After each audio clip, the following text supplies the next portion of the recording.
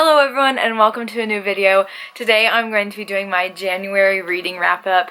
I had like the most successful reading month for January I've ever had, I think. I read 9 books, which was so good. I had such a great reading month, like quality wise as well. I had a lot of 5 stars. The thing is, most of them were rereads. I just got my first big girl job. Yay, go me.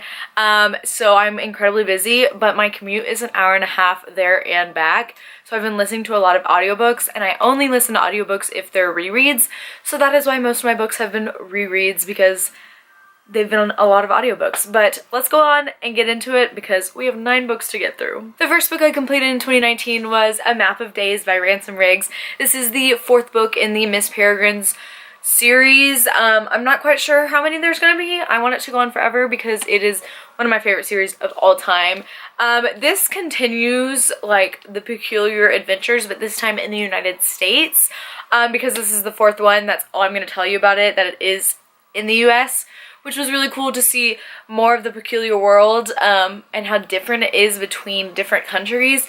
If you don't know, Miss Peregrine's Home is about this boy named Jacob who grew up hearing these crazy stories from his grandfather about these peculiar kids that he grew up with. And when something tragic happens to his grandfather, he decides to go and see where his grandpa grew up and the house he grew up in, and he randomly meets some peculiar people. So it's really good. I really love it. The pictures included in the story just make it so much more real and magical, and I really love it. I gave this one 5 out of 5 stars. The next book I read was The Clockwork Scarab by Colleen Gleason. I think that's how you pronounce scarab. But anyway, this is the first book in the Stoker and Holmes series. It's a trilogy, I think. I'm currently reading the 2nd one. But this is set in 1800s London, which is one of my favorite settings ever, and it's basically Dracula meets Sherlock Holmes. So we follow the descendants of Bram Stoker, who writes Dracula, and Sherlock Holmes. We all know Sherlock. So it follows them, and there's a lot of mysteries that they're teaming up to solve. I gave this one 3 out of 5 stars because there are so many storylines in this book that it was kind of chaotic. There are like at least 3 that I can pinpoint from this book, storylines that we follow, and some of them don't get resolved, and so it's just kind of confusing, and like you're not sure what is the main focus of the book, just because you want to see this one, you want to see that one. There's vampires, there's time travel, there's like Egyptian goddesses rising from the dead. Yeah, it's kind of crazy, but like I said, Sherlock Holmes' niece and Bram Stoker's daughter, no, sister, it's his sister, they team up, solving mysteries, fighting bad guys. But yeah, gave it 3 out of 5 stars. It was interesting, but like I said, it was just kind of hard to follow sometimes because there were so many storylines. One thing I forgot to mention was that I also completed a lot of series this month and continued some others. The first series that I completed, I'm just about to talk about, and that is Gregor and the Code of Claw. This is the 5th book in the Underland Chronicles series by Suzanne Collins. So underrated. I love this series so much. This was my first time rereading it. Like I said, this is the 5th book, so I can't tell you what this one is about, but the series follows this boy named Gregor who lives in New York City, and his dad has been missing for 2 years. One day his sister goes down the laundry room grate, and Gregor follows, and they discover this underland world, and there's prophecies involved. It is middle grade, so if you like Percy Jackson, you will probably love this. I'm obsessed with it. There's like large animals, as you can see on this cover. There's a large rat. They talk, they communicate. It is so cool.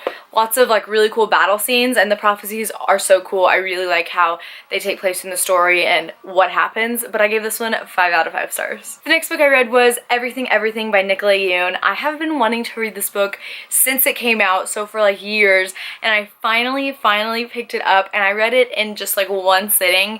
It is so good. So this follows a girl named Maddie who is allergic to everything. She can't leave her house. She kind of lives in this bubble. All she really sees is her nurse and her mother. And then one day this boy moves in next door, and she becomes friends with him and things start happening. It is so good. It ended in a way that I didn't expect at all. Like, I did not expect this book to take the turn that it did, and I really loved the way that it went. It was so good. I love Nicola Yoon's writing. This is the second book of hers that I read, and I definitely enjoyed this one more.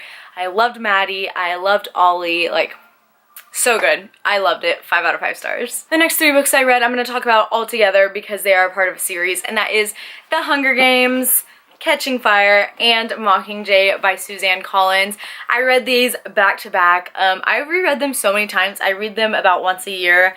They are one of my favorite series of all time. Definitely my favorite trilogy. I'm obsessed with this series, and every time I read them, I just want more and more books about the different games, specifically Haymitch's games and Finnick's games. I am obsessed. My favorite in the series is definitely Catching Fire. I love the arena in this series, and we meet Finnick, Joanna, Beatty, and so many good characters that I absolutely love, and it's great. Team PETA forever for my entire life. Love them. 5 out of 5 stars to all of these. The next book I read was Milk and Honey by Rupi Kaur. I've been wanting to read this once again for so long, and I finally picked it up and read it in like an hour.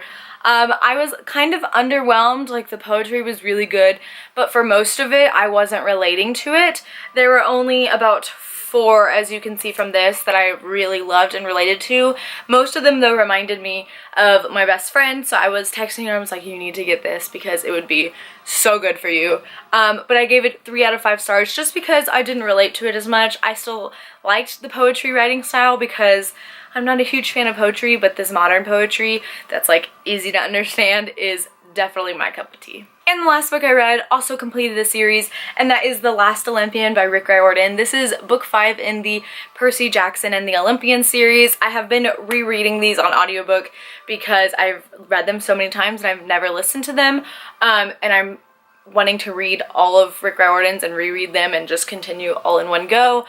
This was really good. I love Rick Riordan's battle scenes, and of course this is the last book, so of course there's a huge battle. I gave it 5 out of 5 stars just because I loved the battle. I love Percy, I love Annabeth, and my favorite character in the whole world is Nico D'Angelo, which we see him more in the second series, and I love them very much. 5 out of 5 stars. Can't wait to continue the second series, The Heroes of Olympus, because I do enjoy that one more. So I'll be getting to that one soon. Alright, so these are all the books that I read in January. Let me know what you read in the month of January. What was your favorite book that you read? I would love to know, but thank you so much for watching. As always, my social media links will be down below, and I will see you next time. Bye!